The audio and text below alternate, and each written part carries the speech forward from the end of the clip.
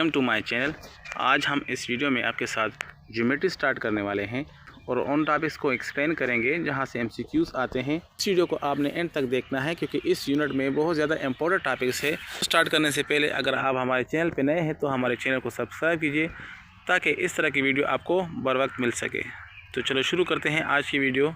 जियो का मतलब होता है अर्थ एंड मीट्री का मतलब होता है मेजरमेंट। इस तरह भी कह सकते हैं कि आपके पास मेजरमेंट ऑफ अर्थ है। तो फर्स्ट टॉपिक आपके पास है एंगल। एंगल क्या होता है?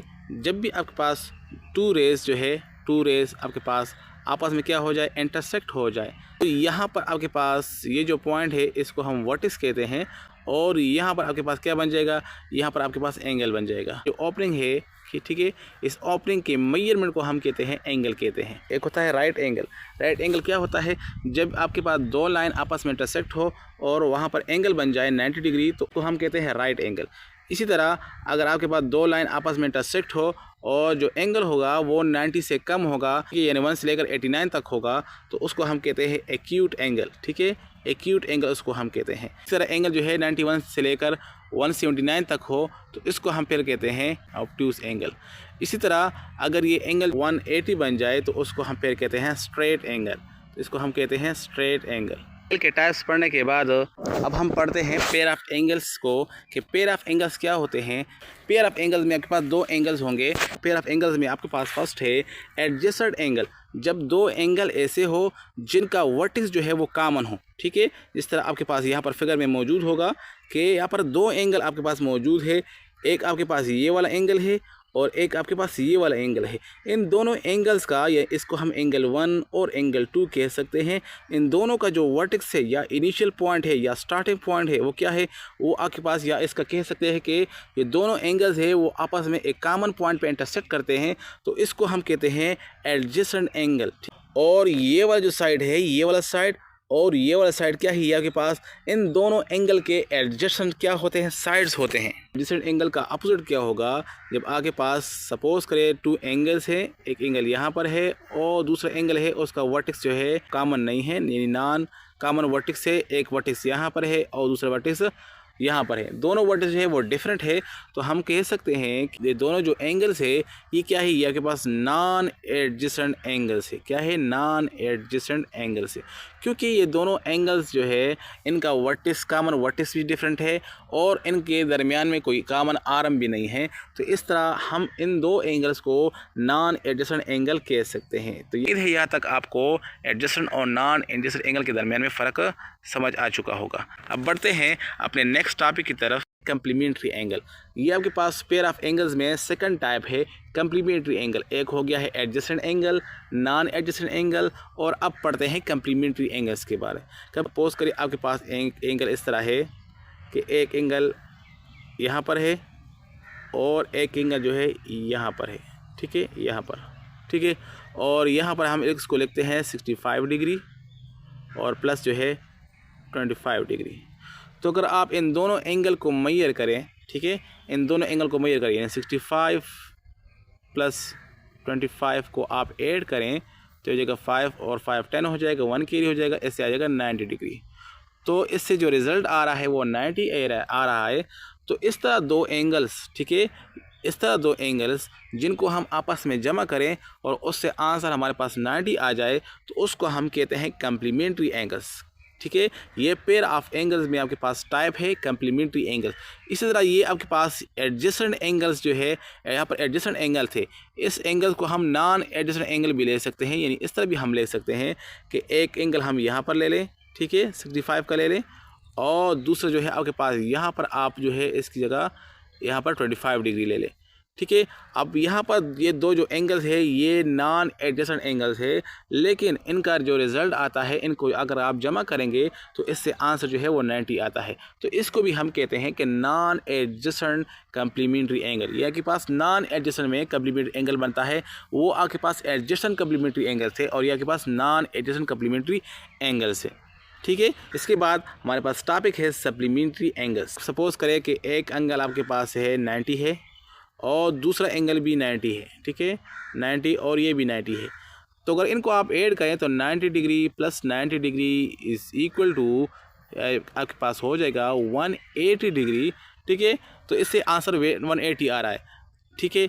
तो जब भी आप दो एंगल्स को आप जमा करेंगे, एंगल 1 और एंगल 2 जो है इनको आप जमा करेंगे और आंसर आपके पास 180 आ जाए, तो इन दोनों एंगल्स को फिर हम सप्लीमेंट्री एंगल भी कह सकते हैं। एडजेसेंट एंगल वाला केस था, इसमें नॉन एडजेसेंट वाला केस भी आ सकता है। सपोज करें कि एक 90 यहाँ पर हो आपके पास और दूसरा जो एंगल है वो आपके पास यहाँ पर हो, दोनों 90 डिग्री एंगल है, तो फिर हम क्या कह सकते हैं, अगर इनको दोनों को जमा करेंगे तो फिर भी आपके साथ जो आंसर आएगा वो 180 आएगा।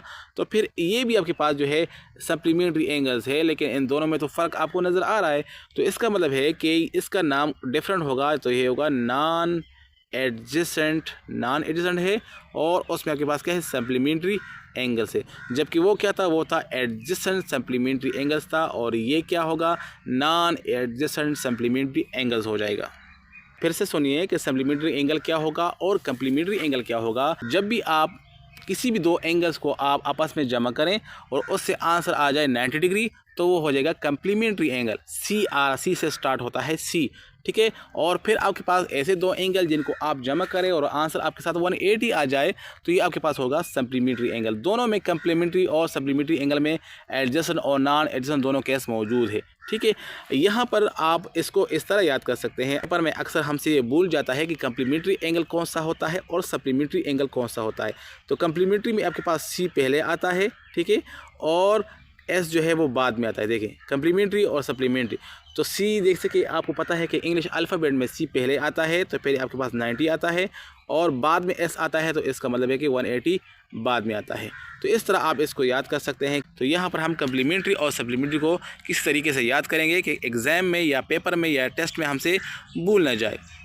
एंगल को समझने के बाद अब आते हैं ट्राइंगल की तरफ कि ट्राइंगल क्या होता है। तो नाम से जाहिर है कि ट्राई मीन्स 3 और एंगल का मतलब होगा एंगल, कि इसमें 3 एंगल्स होते हैं। एंगल्स के साथ साथ ऐसे मज़ीद कंपोनेंट्स भी होते हैं जिसको हम कहते हैं वर्टेक्स और साइड कहते हैं।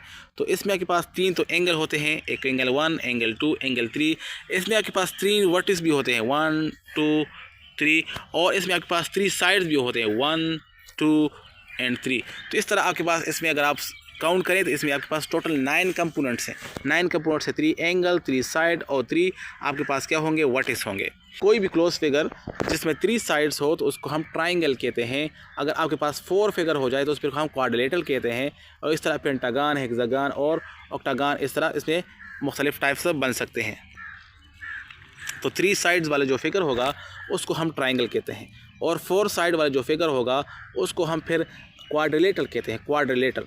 और 5 साइड्स वाला जो फिगर होगा उसको हम पेंटागन कहते हैं, और 6 साइड वाला जो फिगर होगा उसको हम हेक्सागन कहते हैं। एंगल के साथ साथ हम इसके टाइप्स को भी पढ़ेंगे।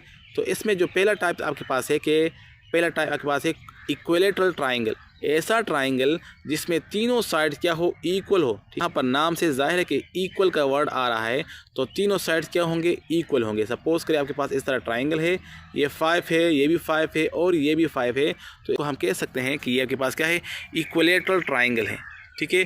तो ये आपके पास क्या होगा, इक्विलेटरल ट्रायंगल हो जाएगा। जिस तरह फिगर में मौजूद है कि आपके पास एक ट्रायंगल है जिसका नाम है ABC, तीनों की जो पैमाइश है वो क्या है, वो 3 सेंटीमीटर है। तो इस तरह के पास क्या है, इक्विलेटरल ट्रायंगल है। नेक्स्ट इसके बाद हम पढ़ते हैं आइसोसेल ट्रायंगल, ऐसा ट्रायंगल, ठीक है, ऐसा ट्रायंगल जिसमें 2 साइड्स आपस में इक्वल हो, कोई भी 2 साइड्स आपस में इक्वल हो और एक साइड जो है वो डिफरेंट हो, उसकी वैल्यू डिफरेंट हो, उसकी मेजरमेंट डिफरेंट हो, तो उस ट्रायंगल को हम क्या कहेंगे, आइसोसेल ट्रायंगल कहेंगे, ठीक है, आइसोसेल ट्रायंगल कहेंगे। यहाँ पर आइसोसेल ट्रायंगल को जानने के साथ साथ आप एक रिजल्ट भी याद रखें कि जब भी आपके पास 2 साइड्स आपस में इक्वल हो, यहाँ पर आपके साथ जो 2 साइड्स इक्वल है वो ये और ये है, तो इनके सामने वाले एंगल, इसका सामने वाले एंगल ये है और इसके सामने वाला जो एंगल है वो क्या है, वो ये है, ठीक है। तो यहाँ पर इन दोनों के सामने जो एंगल होंगे वो एंगल की पैमाइश भी सेम होगी, ठीक है। सपोज़ कर ये एंगल आपको मालूम है ये 45 है, तो ये भी जो है 45 होगा, कन्फर्म 45 होगा, ठीक है। तो जब भी आपके पास 2 साइड्स इक्वल हो तो उनके सामने वाले एंगल भी आपस में सेम होंगे। इसी तरह अगर आपके पास एंगल सेम है तो उनके सामने वाले साइड्स आपस में सेम होंगे। अगर आपके पास एंगल जो है वो इक्वल हो तो उनके सामने वाले साइड्स आपस में क्या होंगे, वो इक्वल होंगे या कांग्रुएंट होंगे। स्केलिन ट्राइंगल, स्केलिन ट्राइंगल क्या होता है, एक ऐसा ट्राइंगल जिसमें तीनों साइड्स, एक ऐसा ट्राइंगल जिसमें तीनों साइड क्या हो, डिफरेंट हो, कोई भी साइड एक जैसा ना हो, ये आपके पास एक स्केलिन ट्राइंगल है, क्योंकि तीनों साइड की जो पैमाइश होगी वो डिफरेंट होगी। जब तीनों साइड की पैमाइश डिफरेंट होगी तो उनके सामने सामने वाले एंगल भी जो है वो डिफरेंट होंगे, यानी इस ट्राइंगल में कोई भी एंगल जो है वो आपस में सेम नहीं होगा, यानी सारे जो है एंगल भी डिफरेंट होंगे और साइड भी डिफरेंट होंगे। ठीक है, तो आपने सिर्फ ये याद रखना है कि स्केलिन ट्राइंगल क्या होता है। ऐसा ट्राइंगल जिसमें तीनों साइड डिफरेंट हो उसको हम स्केलिन ट्राइंगल कह सकते हैं। ठीक है, तो उम्मीद है यहाँ तक आप ट्राइंगल के टाइप्स को भी समझ चुके होंगे। अब आते हैं ट्राइंगल की classification with respect to angle. ये जो हमने अभी पढ़े हैं ये क्या थे, ये आपके पास ट्राइंगल के टाइप्स तो थे, लेकिन विद रिस्पेक्ट टू साइड यानी साइड्स को देखकर हमने क्या करना है, उसका नाम देना है। अब हम एंगल के लिहाज से यानी विद रिस्पेक्ट टू एंगल हम जो है ट्राइंगल की क्लासिफिकेशन करते हैं। तो फर्स्ट नंबर आपके पास है एक्यूट एंगल ट्राइंगल, जो जैसे कि वीडियो के स्टार्ट में मैंने बता दिया है कि एक्यूट एंगल कौन सा होता है, जो 90 से कम होगा। क्या होगा, 90 से कम। तो ऐसा ट्राइंगल जिसमें सारे एंगल जो है वो 90 से कम हो, यानी ऐसा ट्राइंगल जिसमें कोई भी एंगल जो है 90 ना हो और ना 90 से ज़्यादा हो, तो ऐसे ट्राइंगल को हम क्या कहेंगे, एक्यूट एंगल ट्राइंगल कहेंगे। जैसे कि आपको नज़र आ रहा है कि यहाँ पर आपके पास जो तीनों एंगल्स है वो 90 से कम है, कोई भी एंगल जो है 90 से ज़्यादा नहीं है। तो इस तरह इस ट्राइंगल को हम कह सकते हैं कि ये आपके पास टाइप्स ऑफ ट्राइंगल में एक्यूट एंगल ट्राइंगल है। ठीक है, ये आपके पास क्या है, एक्यूट एंगल ट्राइंगल है, क्योंकि कोई भी एंगल जो है वो 90 से ज़्यादा नहीं है। इसी तरह अगर एंगल क्या हो जाए, अगर आपके पास एंगल 90 बन जाए तो इस तरह पॉसिबल है कि किसी ट्राइंगल में एक एंगल 90 हो सकता है, एक एंगल 90 हो सकता है, और सिर्फ एक ही हो सकता है, ज़्यादा नहीं हो सकता। एक एंगल हो सकता है कि किसी ट्राइंगल में एक एंगल 90 हो सकता है, और फिर वो आपके पास क्या होगा, वो आपके पास राइट एंगल ट्राइंगल होगा। क्या होगा, राइट एंगल ट्राइंगल होगा। यहाँ पर आपके पास जो फिगर में आपको नज़र आ रहा है, एक एंगल आपके पास क्या है 90 है, और दूसरी जो है आपके पास 40 और 50 है। क्या होगा, ये आपके पास क्या हो जाएगा, ये आपके पास राइट एंगल ट्राइंगल है। ठीक है, किसी ट्राइंगल में आपके पास एक ही एंगल 90 हो सकता है। तो यहाँ से आप एक और रिजल्ट भी निकाल सकते हैं कि आपके पास एक है 90 है और दूसरा 40 है और दूसरा क्या है 50 है। ठीक है, 50 है।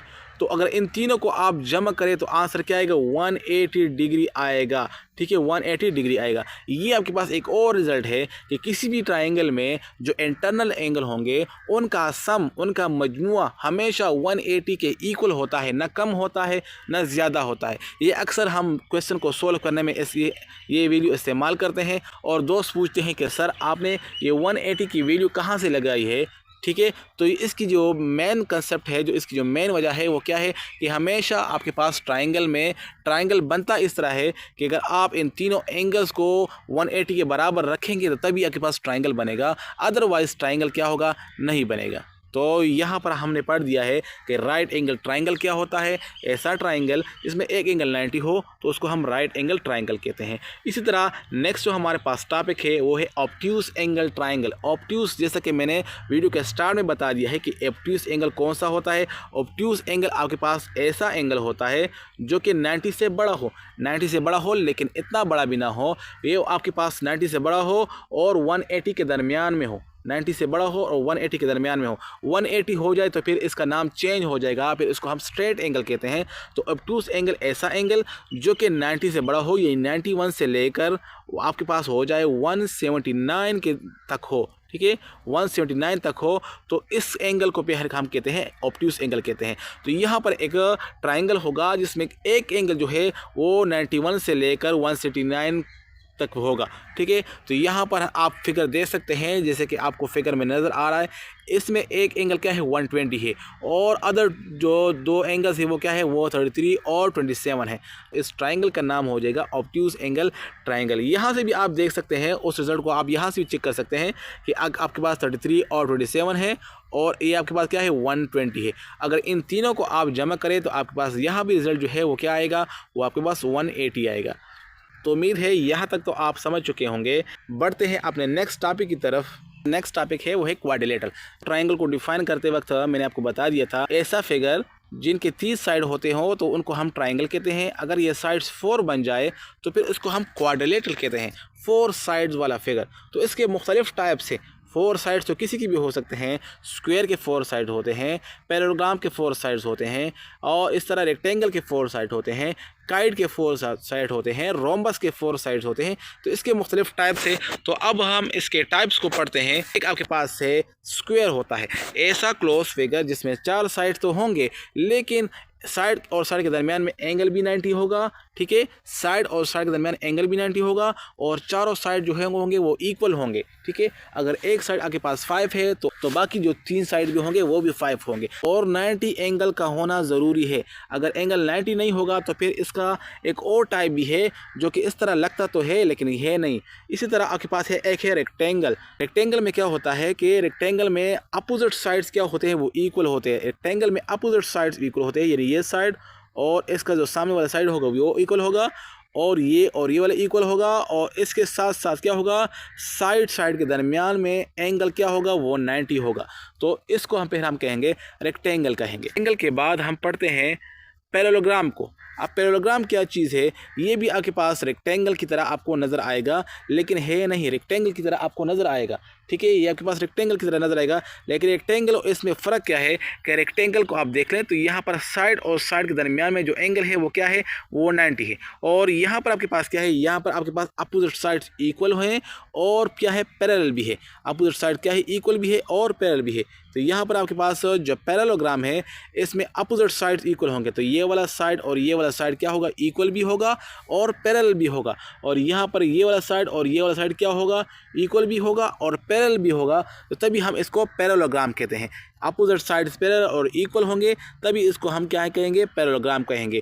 और इसके साथ साथ आपने ये भी याद रखना है कि जो एंगल होगा वो 90 के अलावा कोई और एंगल होगा। अगर ये एंगल 90 हो जाए तो फिर तो आपके पास ये रेक्टेंगल बन जाएगा। तो इसमें एंगल जो होगा वो 90 के अलावा कोई और एंगल होगा, ज़्यादा होगा, कम होगा, लेकिन 90 नहीं होगा। तो ये था आपके पास पैरेललोग्राम। पैरेललोग्राम के बाद हम पढ़ते हैं रोम्बस। रोम्बस क्या है, ये आपके पास क्या है, ये आपके पास स्क्वायर की तरह नज़र आता है, स्क्वायर की तरह नज़र आता है।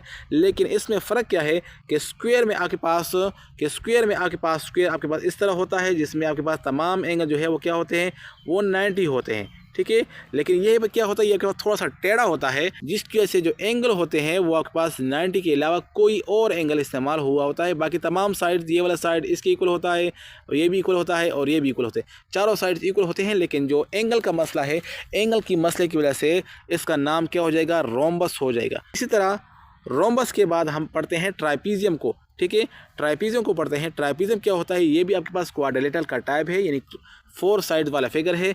लेकिन इसमें क्या होता है, इसमें सिर्फ आपके पास 2 साइड, सिर्फ 2 ही साइड्स आपस में क्या होते हैं, पैरेलल होते हैं और अनइक्वल होते हैं। ठीक है, पैरेलल होते हैं और अनइक्वल होते हैं। इन दोनों साइड का आपस में पैरेलल होना ज़रूरी है और अनइक्वल होना भी ज़रूरी है। पैरेलल भी होना ज़रूरी है और अनइक्वल भी होना ज़रूरी है। इसी तरह इस पर और इस पर कोई रिस्ट्रिक्शन नहीं है, इस पर और इस पर कोई रिस्ट्रिक्शन नहीं है कि ये आपस में इक्वल है, इक्वल नहीं है, इसकी कोई पाबंदी नहीं है। जब में 2 साइड आपस में क्या होते हैं, पैरेलल होते हैं और जो पैरेलल साइड्स होते हैं वही आपके पास अनइक्वल होंगे, तभी आपके पास ट्राइपीजियम बनेगा। ठीक है, इसी तरह आपके पास यहाँ पर जो फिगर गिवन है ये के पास है, देखिए इसमें ये वाला और ये वाला इक्वल नहीं है। ठीक है, तो ये आपके पास नॉन इक्वलेटरल ट्राइपीजियम है, इसको हम कहते हैं नॉन इक्वलेटरल ट्राइपीजियम। ठीक है, अगर ये साइड्स इक्वल हो जाए, यानी आपके पास इस तरह फिगर हो कि हम इस तरह बना लें। ठीक है, इस तरह, ये जो इस तरह है, जिस तरह कि आपके पास लैंप का बेस होता है, घरों में इस्तेमाल होता है, तो ये इसमें आपके पास ये आपके पास ट्राइपीजियम का, तो ये आपके पास ट्राइपीजियम शक्ल है।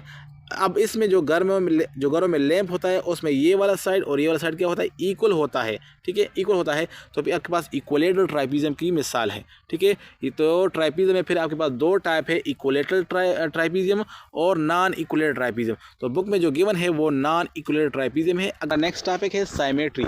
साइमेट्री क्या होता है, जब आपके पास कोई फिगर होता है और उसका लेफ्ट हैंड साइड और राइट हैंड साइड आपको एक जैसा नज़र आ जाए, हैंड साइड और राइट हैंड साइड जो है वो बिल्कुल इक्वल हो। इक्वल का मतलब है कि उनका साइज़ जो है वो इक्वल हो। उनका साइमेट्री की बेहतरीन मिसाल है वो क्या है, वो बुक है या आपके पास कापी है। अगर आप बुक को क्या करते हैं, बुक को आप ओपन करते हैं तो इसका लेफ्ट हैंड साइड, लेफ्ट वाला पेज और राइट वाला पेज जो है वो इक्वल होता है। अगर इसको आप क्या करते हैं, फोल्ड करते हैं, तो ये क्या करेगा कि एक पेज दूसरे पेज को कम्प्लीटली जो है वो क्या करेगा, कवर कर लेगा। जो ऐसा आपके पास फिगर जिसमें लेफ्ट हैंड साइड और राइट हैंड साइड जो है वो इक्वल हो, तो उसको हम कहेंगे कि आपके पास क्या है, साइमेट्री है। ठीक है, ये जो आपके पास लाइन है, ठीक है, इससे लेफ्ट हैंड साइड और राइट हैंड साइड पर हमने इसको डिफ्रेंशिएट किया है। तो इस लाइन को हम कहते हैं लाइन ऑफ साइमेट्री। इस लाइन का नाम है लाइन ऑफ साइमेट्री, ठीक है। तो इस लाइन का नाम भी आपने याद रखना है कि इस लाइन को हम कहते हैं line of symmetry. Example book में गिवन है, एक आपके पास बटरफ्लाई का है, तो यहाँ पर लाइन ऑफ साइमेट्री जो है इन्होंने ड्रा की है। और इसके लेफ्ट हैंड साइड और राइट हैंड साइड पर अगर आप देखें तो यहाँ पर क्या है, इनके जिसाम और इनका साइज़ इक्वल है। इस तरह एम बना हुआ है, तो एम जो आपके पास जो अल्फ़ाबेट है, हम खुद से एक एग्जांपल ले लें तो हम एक अल्फ़ाबेट लिख सकते हैं ए। अगर इसको आप देख लें तो यहाँ पर अगर हम साइमेट्री खींचें, ऐसी जगह पर खींचें जहाँ से लेफ्ट हैंड साइड और राइट हैंड साइड जो है वो इक्वल नज़र आ जाए। साइमेट्री के साथ साथ आपके पास एक दूसरा साइमेट्री है, एक्शनल पे डिपेंड करती है। तो यहाँ पर आपके पास देखें, आपके पास ये लीव्स जो है वो बना हुआ है।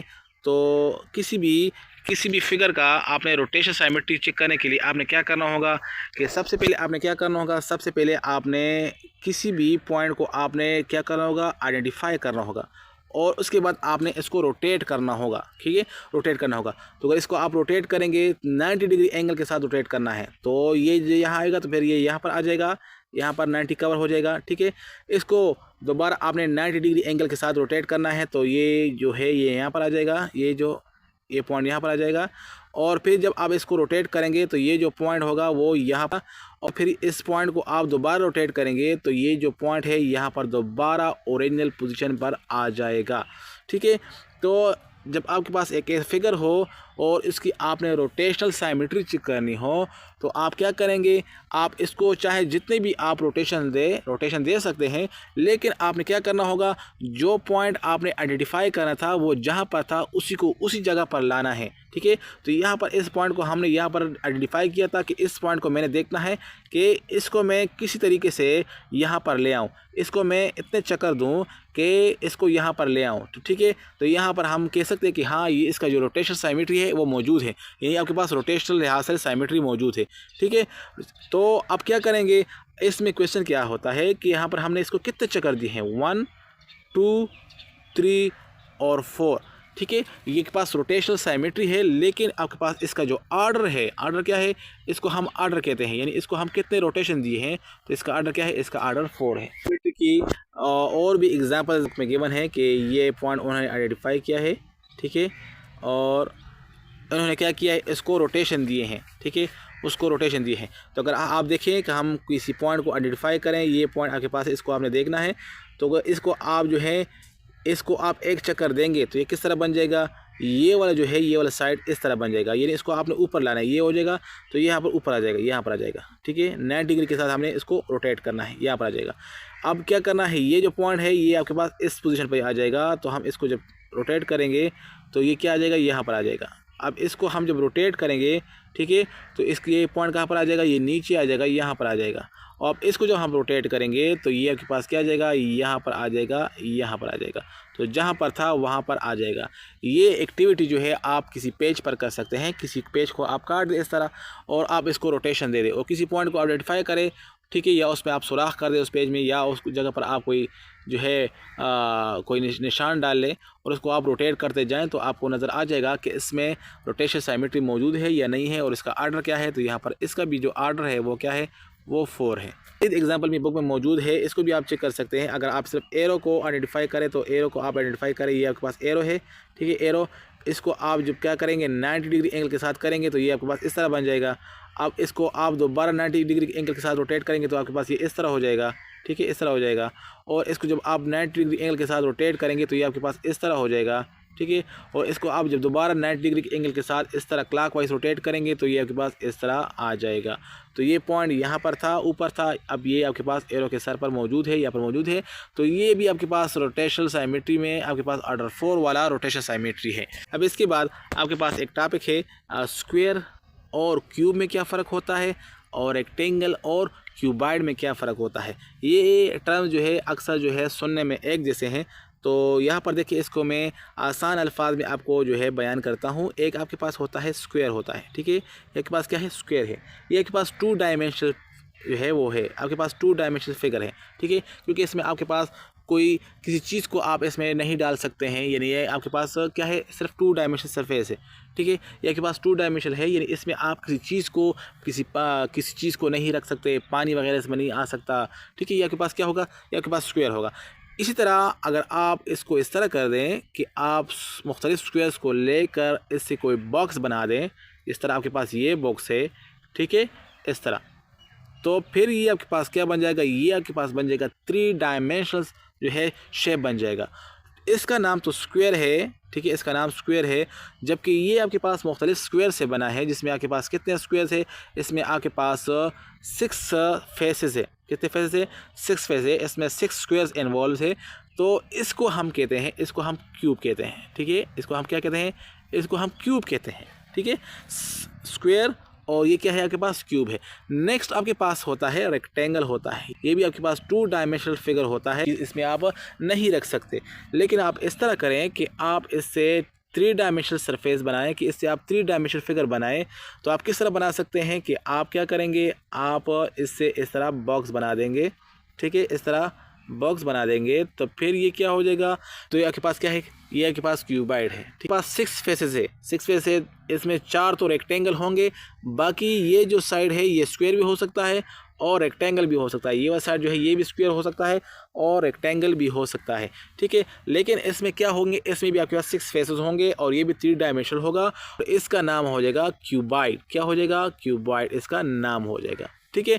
तो एक आपके पास होता है स्क्वायर और उसका दोस्त आपके पास है क्यूब। रेक्टेंगल का जो दोस्त है वो क्या है, वो क्यूबाइड है। तो उम्मीद है आप इन 3 डायमेंशनल शेप्स को पहचान चुके होंगे और इसमें आपको फ़र्क जो है वो नज़र आ चुका होगा। तो ये थी आज की वीडियो। इंशाल्लाह नेक्स्ट वीडियो में हम पैरामीटर और एरिया के बारे में बात करेंगे। उम्मीद है आप लोगों को ये वीडियो पसंद आई होगी। आपको हमारी वीडियो पसंद आई हो तो अपने दोस्तों के साथ लाजमी शेयर करें। तो मिलते हैं नेक्स्ट वीडियो में, तब तक के लिए खुदा हाफिज़।